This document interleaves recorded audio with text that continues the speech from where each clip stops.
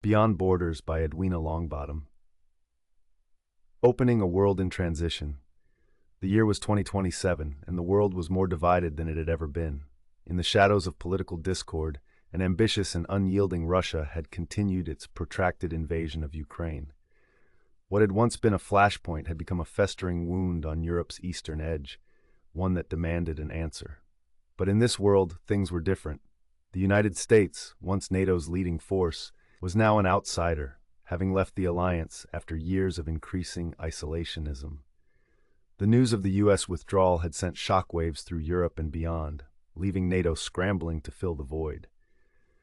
Many had believed the alliance would crumble without its most powerful member, yet in these troubled times, European leaders rose to the occasion.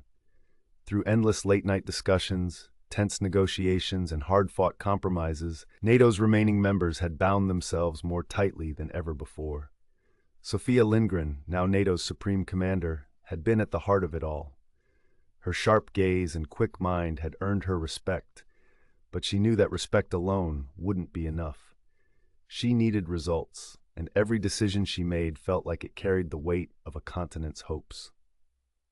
Standing in NATO's command center in Brussels, she stared at the wall of screens displaying maps, troop positions, and intelligence feeds.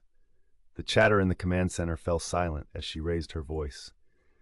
"Ladies and gentlemen, we no longer have the luxury of waiting.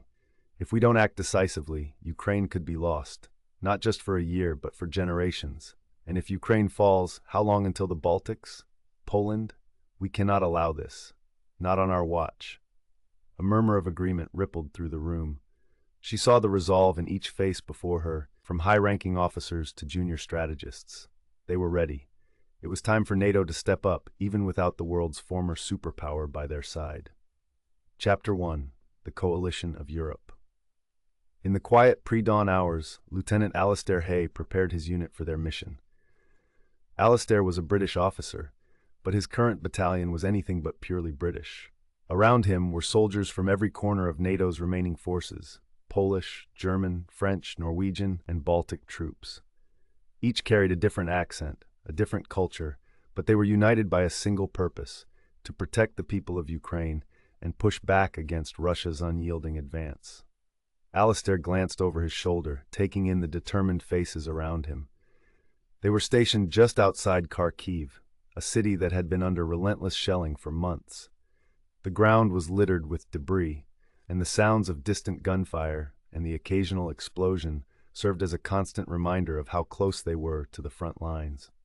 "Listen up," Alistair's voice cut through the hum of chatter. "We're moving out in 10 minutes. Remember your training, stay close, and keep your eyes sharp. We don't have room for mistakes today." Beside him, Corporal Anya Smirnova, a Ukrainian volunteer who had been assigned to his unit as a translator and local guide, gave him a grim nod.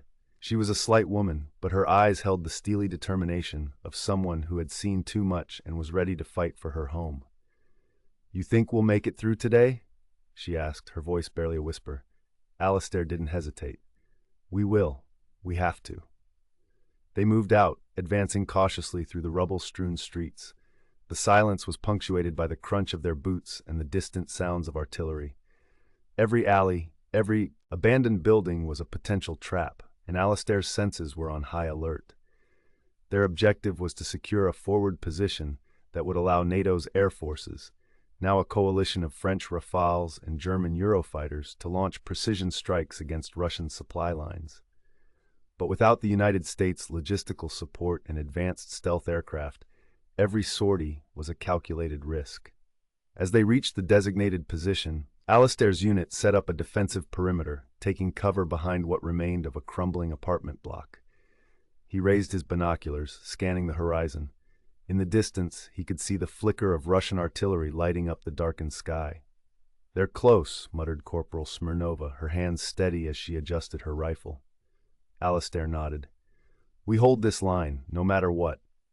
Back in Brussels, General Lindgren coordinated with Major Emma Fischer, head of NATO's air operations. Emma had been working around the clock, juggling the delicate balance of limited air support resources.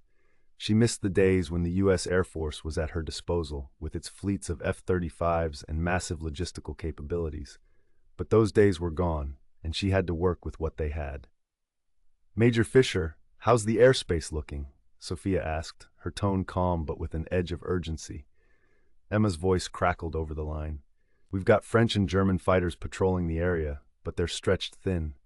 Without American air cover, we're doing everything we can to prevent Russian fighters from gaining air superiority." "Make it work, Major. Alistair's unit is in position, and we can't afford to lose them." "Yes, ma'am." Emma's gaze was fixed on the screens before her, each displaying live footage from drones and fighter jets crisscrossing the skies over Ukraine. As she coordinated the strikes, her fingers flew across the keyboard, issuing orders with precision honed by years of experience. The stakes had never been higher. Back on the ground, Alistair watched as NATO's air support arrived, a squadron of Eurofighters and Rafales streaking across the sky. The jets unleashed a series of precision-guided bombs on Russian artillery positions, sending plumes of smoke and fire into the air. The ground shook beneath him, and he felt a surge of relief mixed with adrenaline. "Looks like the cavalry's here," muttered Smirnova, a faint smile breaking her usually stoic expression. Alistair grinned. Just in time. But their relief was short-lived. As the smoke cleared, a squad of Russian soldiers appeared from the shadows, advancing on their position. Alistair's instincts kicked in, and he raised his rifle. "Contact! Open fire!" The air erupted in gunfire as both sides exchanged bullets, each soldier fighting for survival. Alistair's heart pounded as he moved from cover to cover, firing with practiced precision. His unit held their ground, but the Russian forces were relentless, pressing forward with ruthless determination. Chapter 2: The Heat of Battle. Gunfire rattled through the air as Lieutenant Alistair Hay's unit returned fire, bullets ricocheting off the rubble-strewn ground. The Russian forces pressed closer, their dark silhouettes cutting through the haze of smoke. Corporal Anya Smirnova crouched beside him, her face set in a fierce, determined expression as she fired into the advancing line. "Cover me!" she shouted, darting toward a nearby crumbling wall that offered better protection. Alistair responded with a rapid burst of cover fire, watching as his soldiers moved into more secure positions. They had rehearsed scenarios like this back at their NATO base in Poland, but nothing could fully prepare a soldier for the chaos and raw immediacy of real combat. His radio crackled to life, and he heard Major Emma Fischer's voice, steady despite the strain in her tone. "Lieutenant Hay, we're tracking Russian reinforcements heading your way. ETA 5 minutes. I'm diverting air support, but you'll need to hold until they arrive." Alistair's jaw tightened. "Understood, Major. We'll hold." But even as he said it, he knew 5 minutes could feel like an eternity in the heat of battle. He turned to his men, signaling to hold their position. "Stay low and conserve ammo," he called out. "They'll be on us any second." The ground trembled as explosions erupted around them, Russian mortars targeting their position. Dust and debris filled the air, making it nearly impossible to see. Alistair's pulse pounded in his ears, but he forced himself to stay calm. He focused on every move, every decision, knowing that his soldiers' lives depended on him. In the distance, he could hear the rumble of tanks approaching. Russian armor, a deadly threat they had no easy answer for without American anti-tank support. Alistair cursed under his breath. They had some Javelin systems and NLAW anti-tank missiles from the British and Swedish stockpiles, but supplies were limited, and they couldn't afford to waste them. "Corporal Smirnova," he called, waving her over. "We've got tanks coming up the road. I need you to coordinate with Sergeant Kowalski. Make sure the AT teams are ready. We can't let those tanks breach the line." She nodded, sprinting across the field, her voice cutting through the chaos as she relayed his orders. His troops worked in near silence, moving with practiced efficiency, each man and woman understanding the gravity of their mission. The roar of engines grew louder, and Alistair saw the first tank appear on the horizon, its gun turret swiveling to locate their position. His heart hammered as he watched it roll forward, unstoppable, like an iron beast. "Hold, hold," he whispered under his breath, eyes fixed on the tank. Then, with a whoosh, one of his soldiers fired an anti-tank missile, the projectile arcing through the air and slamming into the side of the tank. The explosion lit up the sky, and a cheer went up among his soldiers, but it was short-lived. More tanks were coming, and they were running out of options. Just as Alistair felt the situation slipping from his grasp, the familiar roar of jet engines cut through the air. He looked up, squinting through the haze to see the NATO fighter jets streaking overhead. A moment later, bombs exploded across the enemy line, creating a wall of fire and destruction. The Russian tanks halted, and Alistair could see the Russian troops scrambling to retreat.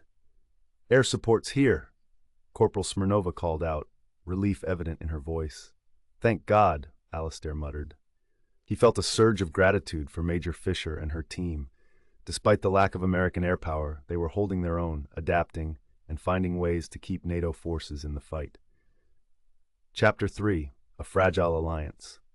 Back in Brussels, General Sofia Lindgren sat in the dimly lit command center, her face illuminated by the glow of monitors. She watched live feeds from the front, her hands clenched as reports of casualties and ammunition shortages poured in.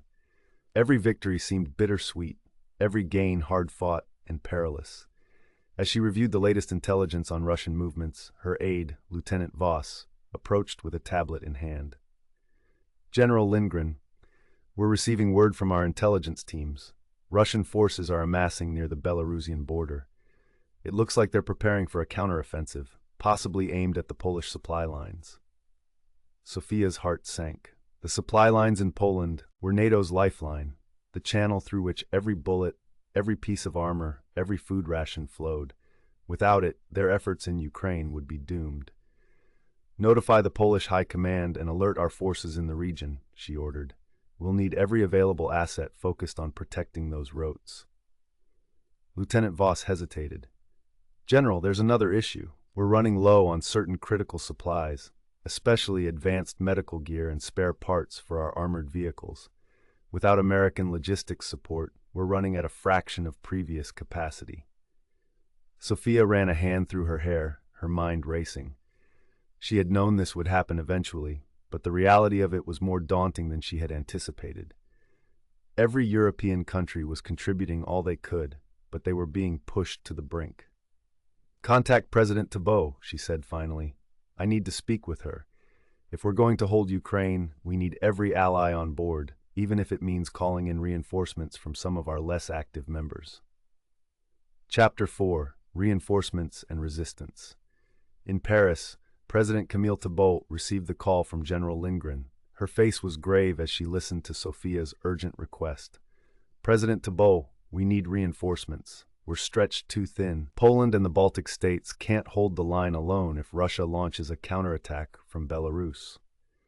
Thibault's expression softened, and she nodded, understanding the weight of the decision. France had already committed a substantial number of troops and resources, but she knew they couldn't afford to falter now. "I'll speak with the leaders of Spain and Italy," she replied. "We'll see if we can bring more support from our southern partners. But Sofia, these countries are already feeling the strain. We're asking a lot." Sofia took a deep breath. "I know, Camille, but if we don't act, we risk everything. We need to show Russia that NATO will not back down, no matter what." Thibault nodded. "Understood. I'll make the calls." The French president spent the next several hours in intense negotiations, speaking with leaders from across NATO. Some countries were hesitant, their economies and resources already strained by the ongoing conflict. But in the end, they agreed. Spain would send additional troops, and Italy promised to provide naval support in the Black Sea, ensuring that Russian ships could not reinforce their ground forces. Chapter 5: The Final Push Back on the Front Lines. Lieutenant Alistair Hay's unit had received reinforcements from Poland and Spain.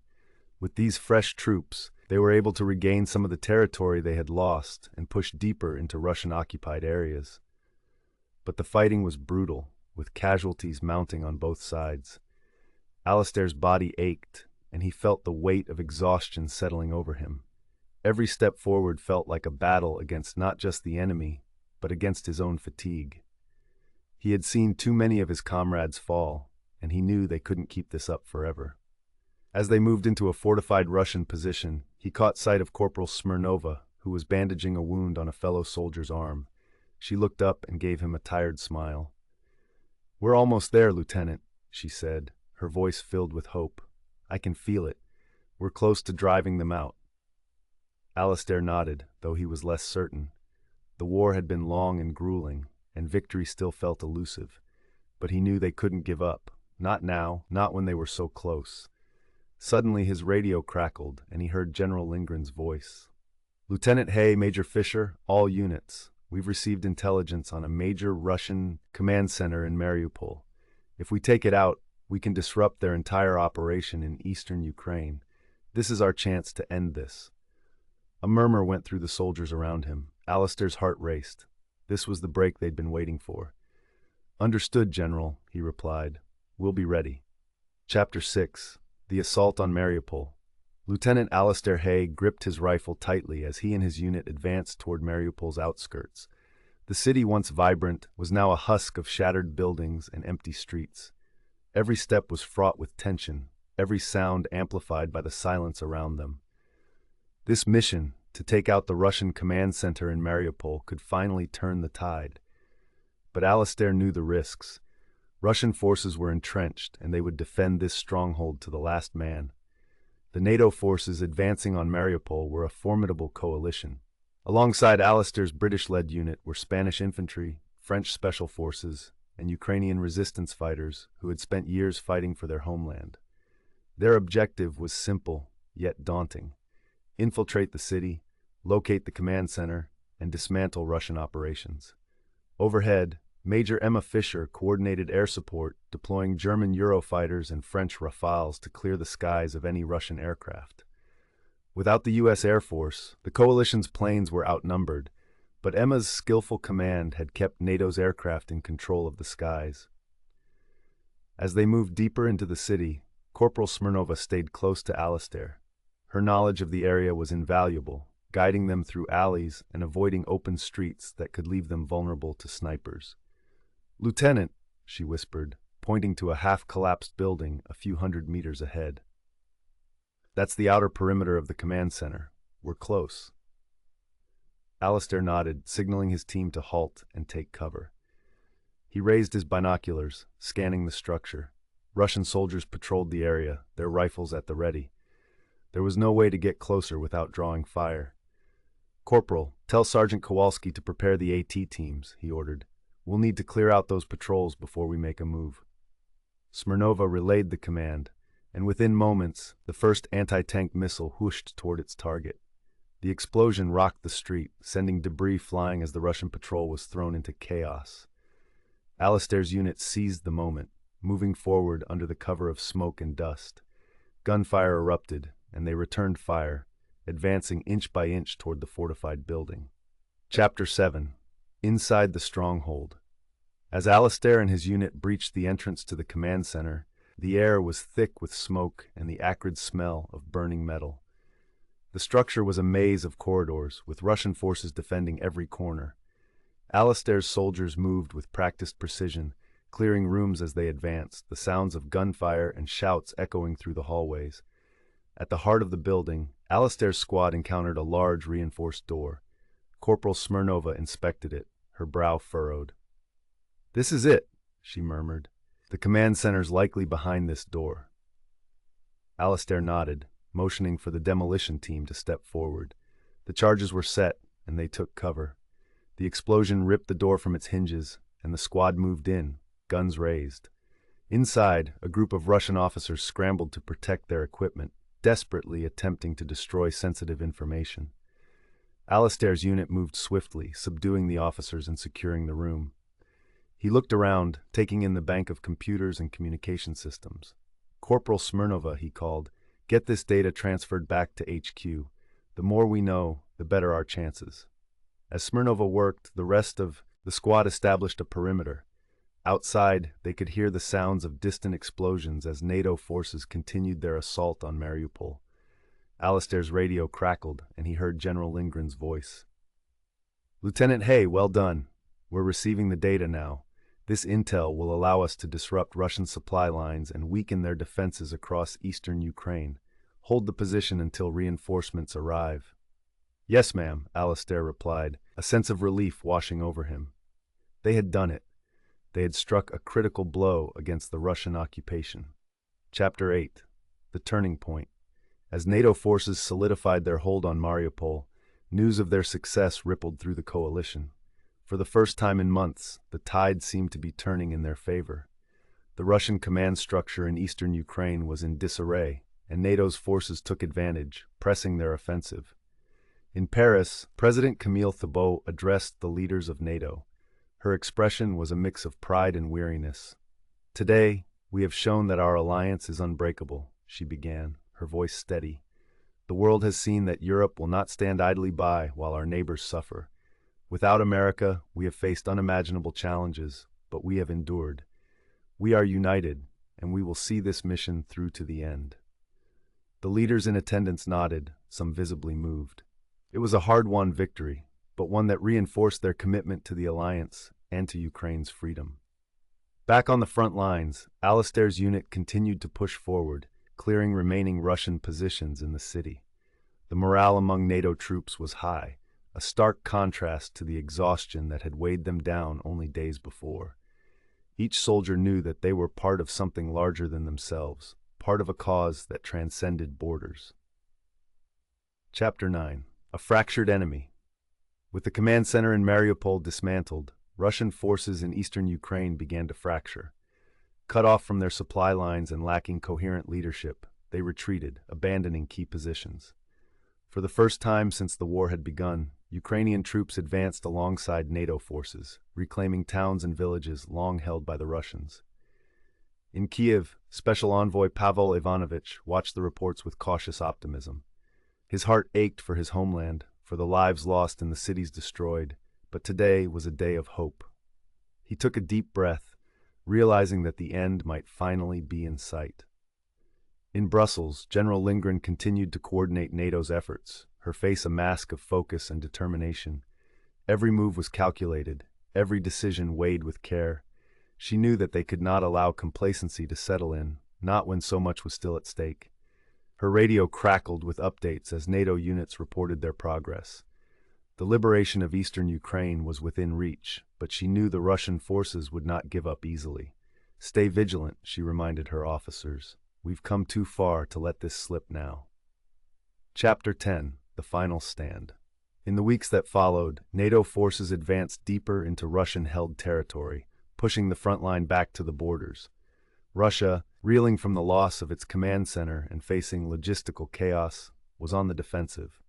But as they neared the border, Russian resistance stiffened. On the outskirts of Donetsk, Alistair's unit faced some of the most intense fighting they had encountered. Russian soldiers, bolstered by new reinforcements, fought with a ferocity born of desperation.